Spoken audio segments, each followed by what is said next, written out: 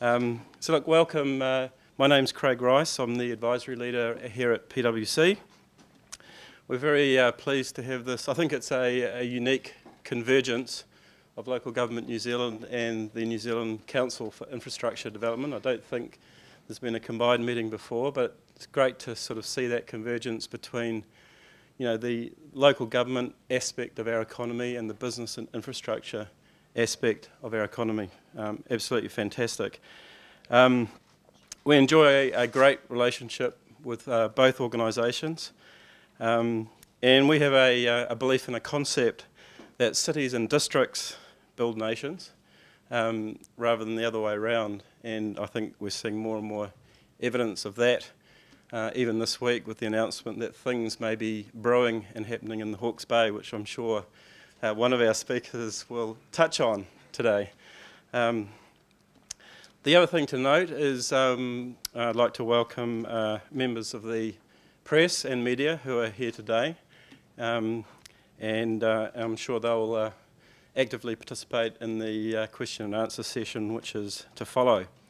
So our chairman today is Malcolm Alexander, who's the CEO of LGNZ. And there is a convergence in Malcolm too, because he was a 5-year board member of NZCID, I think while at Genesis Energy, and is now with LGNZ. So welcome everyone and look forward to your participation. Well, good evening everyone, and I'd like to welcome you to tonight's seminar, 1 year out the case for balanced growth. Give or take a week or so, we're exactly 1 year from the 2014 election. An emerging theme, indeed an emerging economic debate, is how New Zealand should grow its economy in a way that all regions benefit, from the capital markets of Auckland to the crayfish pots of the Chathams, from the rebuild in Christchurch to the dairy farms of Southland, the Taranaki and Waikato. Now this debate is growing against a context of profound demographic change in New Zealand, change that is fundamental, unique and some would say irreversible. As our population ages and increasingly concentrates in urban centres, what does this mean for the country looking forward? How do we ensure that all our nation's cities, towns, regions and communities contribute to and share in the economic pie? Tonight we have 3 mayors to share their views on these issues and others. All are members of Local Government New Zealand's board, the National Council. Lawrence Yule, the President of Local Government New Zealand and the Mayor of Hastings District Council, Len Brown, the Mayor of Auckland, and Dave Cull, the Mayor of Dunedin City Council. Each will speak for 10 minutes or so, and then what we'll do is open up for general Q&A, which Craig will run. I have to shoot back to Wellington to run an election tomorrow, and Fran Wild told me if I wasn't there, I'm in big trouble. So refreshments will then follow. So let's begin with Lawrence. Now, quick bio thing for Lawrence. Lawrence, as I say, is the President of Local Government New Zealand. Previously, before stepping up to that role, he represented the provincial sector of Local Government New Zealand on the National Council. He's been the Mayor of Hastings District since 2001. We also, at that point, became the youngest Mayor in Hastings District's history. He continues to be at the forefront of not only district, which you've no doubt read about this week, but regional initiatives. Lawrence has particular interests in transport, water and wastewater issues. He has recently made a Fellow of the Institute of Professional Engineers, New Zealand. So welcome Lawrence to the podium for his thoughts. Thank you, Malcolm, to my mayoral colleagues, members of NZCID, people from Auckland. It's actually quite a relief for me to be here because as an instigator of structural change in Hawke's Bay, against the odds of some of my peers, it's been a very interesting 2 days when the Local Government Commission announced a unitary authority or super city, whatever you want to call it, for our region.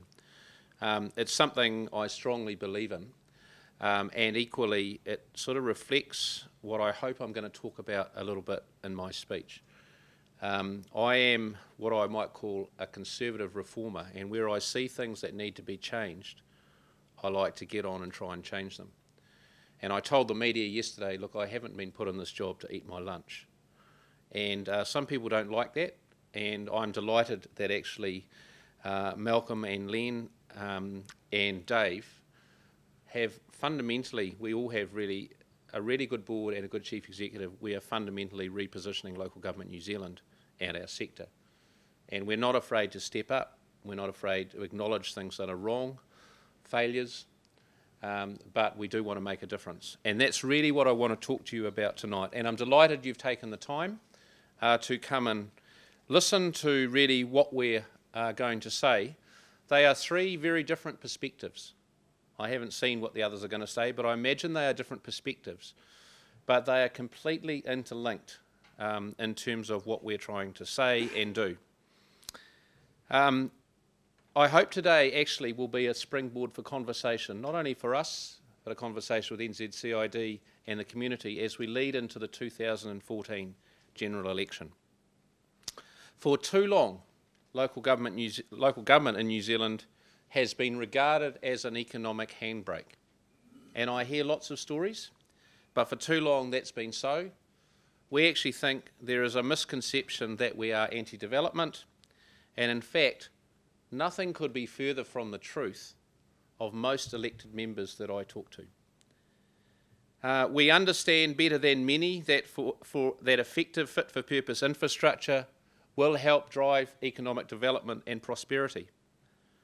To suggest otherwise is to completely misunderstand the purpose of local government.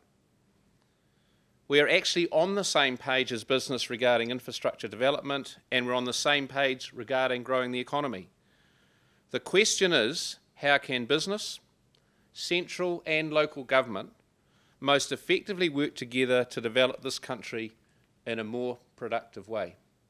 And that might mean some pretty hairy conversations. Malcolm's already alluded to it, but in my view, and I think